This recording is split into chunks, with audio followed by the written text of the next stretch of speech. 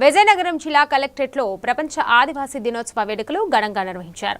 మంత్రి కొండపల్లి సాంప్రదాయ దింసా నృత్య ప్రదర్శనను తిలకించి గిరిజనుల అభివృద్ధికి ప్రభుత్వం అండగా ఉంటుందని తెలిపారు.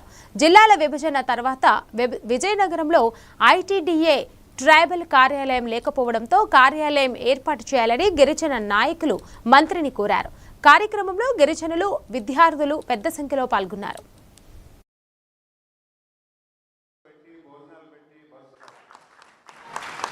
వాళ్ళకి ఎటువంటి ఇబ్బంది లేకుండా మన జిల్లా యంత్రాంగం ఎంత బాగా చూసుకుంది. 13,000 బాలికలకి హాస్టల్స్లో పెట్టి, భోజనాలు పెట్టి, బస్సు సౌకర్యాలు పెట్టి ఎవరికి ఇబ్బంది లేకుండా అన్ని జాగ్రత్తలు కూడా మన డిస్ట్రిక్ట్ అడ్మిషన్ తీసుకుందా లేదా. వాళ్ళు కూడా ఎంత సరదాగా డాన్స్ చేశారో నాకైతే చాలా ఆనందం అనిపించింది. అందుకే ఇందాక వచ్చినప్పుడు వాళ్ళతో పాటు నేను డాన్స్ చేశాను. ఇట్ ఈస్ అవర్ కల్చర్, మన కల్చర్ అది. ఈరోజు ఆ కల్చర్ని ప్రపంచ స్థాయికి తీసుకెళ్ళాం. మన జిల్లా చేసింది, మన జిల్లా అడ్మినిస్ట్రేషన్ చేసింది. గౌరవ ముఖ్యమంత్రి గారు సూచనలు ఇచ్చారు, ఇది కావాలన్నారు.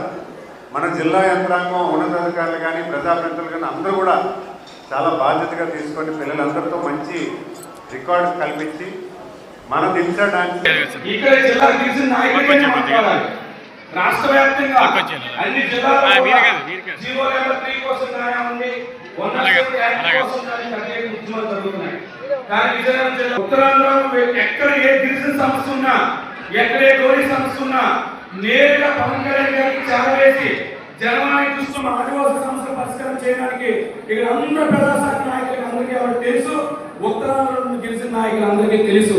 కానీ ఈరోజు ఆమెను కూడా నేను ఈ మర్యాద పూర్వకంగా గౌరవించుకోవాలన్న కార్యం